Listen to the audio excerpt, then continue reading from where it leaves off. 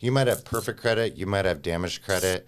Regardless of your situation and your credit score, these are things that can really impact your opportunities and your financial path in life.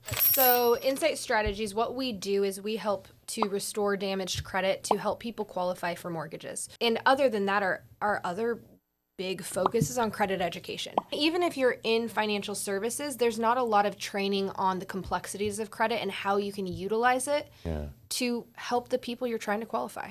How did you start your business and get into the field? Back in the financial crisis, I had left school because I was going for journalism, and I was like, what am I doing? I got a job at Wells Fargo as a collector. I actually loved working You loved it? No, you didn't. I did. And you know why? You signed some agreement saying that you had to say that. No. It's because I wouldn't be where I am today without everything I learned working there. And the amount of opportunity I got is honestly amazing. Talking to people over the phone, and most people had never been in a situation where they were defaulting. They had all had great history of on-time payments. They had great jobs, but now their homes are underwater.